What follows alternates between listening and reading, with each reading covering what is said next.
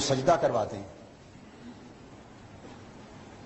یہ تو سراسر حرام ہے یا کفر ہے۔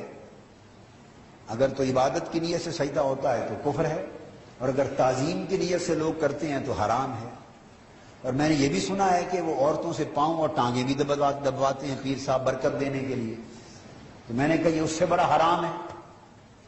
انہوں نے انکار کر دیا، انہوں نے کہا نہیں جی یہ کسی نے غلط بتایا، ایسی کوئی بات نہیں۔ میں نے کہا یہ تو خوشی کی بات ہے، ایسی اگر کوئی بات نہیں۔ میں نے کہا ایک شرط قائم کر لیتے ہیں، اگر تو یہ حرام چیزیں وہاں نہیں ہوں گی تو پھر میں عرس کی اہمیت پر یا اولیاء کرام کی اہمیت یا تصوف کی وضاحت کے اوپر کسی اور موضوع پر خطاب کروں گا جو موقع محل کی مناسبت سے ہوگا۔ اور اگر میں نے آنکھوں سے دیکھ لیا کہ یہ کام وہاں ہوتے ہیں تو میں اپنا وہ موضوع، جیسے آج میں نے اصل موضوع چھوڑ دیا اور آپ کی چٹ کو لے لیا، تو میں اصل موضوع چھوڑ دوں گا اور میں اسی موضوع پر آپ کے پیر صاحب کے سامنے خطاب کروں گا، اس کے بعد جو ہوتا ہے پھر دیکھتے رہیں گے۔ تو وہ پھر انہوں نے کہا جی نہیں بالکل مطمئن ایسے، ہم چلے گئے وہاں جا کے بیٹھ گئے، تو خطاب سے پہلے وہ جو کچھ میں نے سنا تھا وہ ہو رہا تھا۔ لوگ آ کے تو چند فٹ فاصلے پر زمین پر اس کو سجدہ بھی کرتے۔ اب یہ فرق تو ہم سمجھتے ہیں نا کہ قدم بوسی، انہوں نے کہا جی قدم بوسی کرتے ہیں، میں نے کہا اتنے بھولے تو ہم نہیں، ہم خود قدم بوسی کرنے والے ہیں، تو ہمیں پتہ ہے کہ ہم قدم بوسی کیا ہوتی، اتنی تو سمجھ ہے ہمیں۔ ہم بڑی بڑی چوکٹوں کو چومتے ہیں اور قدم بوسی دست بوسی کرتے ہیں، یہ فرق ہم سمجھتے ہیں کہ قدم بوسی کیا ہے اور سجدہ کیا ہے۔ تو زمین پر آ کر سیدھا بالکل دو زانوں نیچے گر کے ہاتھ کے ساتھ سجدہ کرتے۔ میں نے آنکھوں سے دیکھا اور پھر یہ منظر بھی دیکھا کہ کچھ عورتیں آتی تو آ کے پیر صاحب کے پاؤں اور ٹانگیں تھوڑی دباتی، چومتی، ہاتھ لگاتی، پھر جا کے بیٹھ جاتی، اور پیر صاحب اپنی ٹانگیں دراز فرما کر براجمان تھے اور سو رہا تھا۔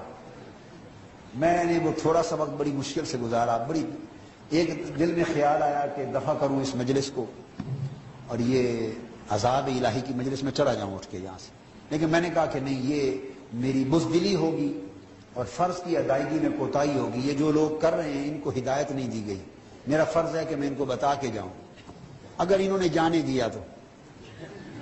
بس پھر میں نے خطاب کیا اور میں نے خطاب اسی موضوع پر کیا کہ جو پیر عورتوں سے پاؤں دبوائے اس سے بیعت کرنا حرام، جو سجدہ کروائے سجدہ کرنا کفر ہے، اور ایسا سلسلہ بھی ناجائز، ایسی پیری مریدی بھی ناجائز، اور یہ سارا کفر و حرام کا کھیل ہے۔ بس یہاں سے خطاب شروع ہو گیا۔ اب آپ بقایا خود اندازہ کر لیں کہ یہ ابتدا یہ تھی تو انجام کیا ہوا ہوگا اس کا۔ تو وہ پیر صاحب تھوڑی دیر تو انہوں نے چند منٹ تو تصور اپنا صبر کر کے سنا، ضبط کیا، مگر جو جو معاملہ بڑا، پھر قرآن مجید احادیث کے دلائل دیے، بات میں نے سمجھائی تو ان کا ضبط ختم ہو گیا۔ انہوں نے مریدوں کو اشارہ کر دیا کہ یہ وہابی آ گیا ہے، پکڑ لو اس کو۔ ہم تب سے وہابی بنے ہوئے ہیں،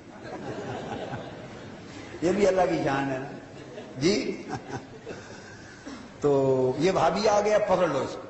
بس وہ پھر کھڑے ہو گئے کچھ لوگ، وہ مجھے برا بھلا کہنے کے لیے کھڑے ہوئے، تو جتنی گفتگو 5 منٹ میں کر لی تھی اس میں آدھا عرس بٹ گیا تھا۔ اگر کو 15 منٹ مل جاتے تو سارے عرس کی کایا پلٹ جاتی۔ 5، 7، 10 منٹ بیتے تھے، اتنے میں وہ ہنگامے کے لیے کھڑے ہوئے، تو جب وہ مقابلے میں کھڑے ہوئے تو آدھا اجتماع میری حمایت میں کھڑا ہو گیا۔ ان کو اتنی دیر میں بات سمجھ آ گئی تھی۔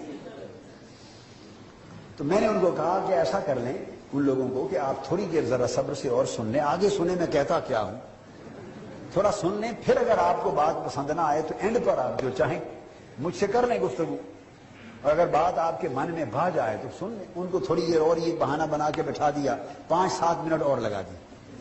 اس طرح کے 15 منٹ کے قریب یا 10-15 منٹ گفتگو ہو گئی۔ ان کے لیے بڑی ثقیل تھی، لیکن اللہ کی شان یہ ہوگی کہ صبح پیر صاحب بھی کھڑے ہو گئے، سامعین مریدین بھی کھڑے ہو گئے، انہوں نے فساد کا سما بنا دیا۔ باقی جلسہ تقریر تو ختم ہو گئی، لاؤڈ اسپیکر اٹھا لیا، تو اس کے بعد پھر وہ آدھے لوگ میری طرف آ گئے، آدھے ادھر ہو گئے، تو میرے والے مجھے بچا کے لے گئے، عرس والے ادھر چلے گئے۔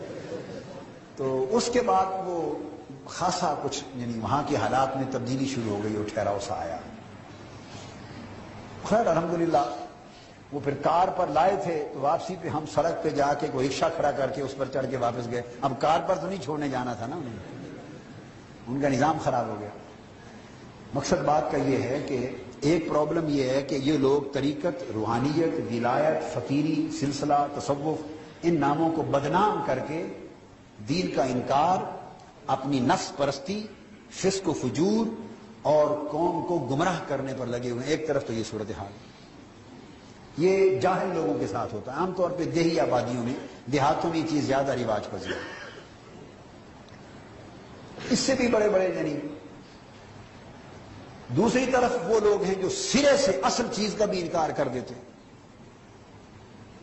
ایک طرف تو وہ لوگ ہیں جو کھوٹے نگینے اور کھوٹے پتھر اور کھوٹے نگینے امیٹیشنز بنا کے بیچ رہے ہیں، کاروبار چلا رہے ہیں، دھوکہ کر رہے ہیں مارکیٹ میں ایک طرف، اور دوسری طرف وہ لوگ ہیں جو کہتے ہیں کہ نہیں اصل نگینہ سرے سے ہوتا ہی کوئی نہیں، وہ اصل کا ہی انکار کر رہے ہیں۔ وہ بھی نادان ہیں، وہ بھی نادان ہیں۔ ان سے پوچھو اگر اصل نہ ہوتی تو کوئی نقل کرتا؟ اگر اصل نہ ہوتی تو کوئی نقل کرتا؟ ضرورت ہی کیا تھی؟ نقل تو ہوتی اسی کی ہے جس کی اصل بھی ہوتی ہے، اور اصل کی افادیت ہی دیکھ کر لوگ نقال بنتے ہیں۔ تو اصل بڑی چیز ہے، تو نقل کو دیکھ کر اور غلط کار لوگوں کو دیکھ کر صالح کار اور اصل کا انکار نہیں کرنا چاہیے۔ تو دوسری طرف وہ لوگ ہیں تو ان کے بھی خیالات ہیں، تو ان میں سے ایک خیال یہ ہے جو سیدنا نوح علیہ السلام کے حوالے سے آ گیا برسبیل تذکرہ، وہ کہتے ہیں کہ انبیاء علیہ السلام کی دعا اللہ چاہے قبول کر لے، چاہے تو رد کر دے۔ اب بے شک جہاں تک اللہ تعالیٰ کی قدرت مطلقہ کا تعلق ہے تو اس پر تو کسی کا تسلط نہیں ہے، یہاں تک تو بات حق ہے۔ مگر جب آپ اللہ کی بارگاہ میں انبیاء اور اس کے محبوبین کا ذکر کرتے ہیں تو یہ اس کے محبوبوں کی شان بیان کرنے کا طریقہ نہیں، اور نہ اس کی توحید کے ذکر کا یہ انداز اللہ کو اچھا لگتا ہے۔ اب بات سمجھ گئے نا؟ وہ ہمیشہ جب وہ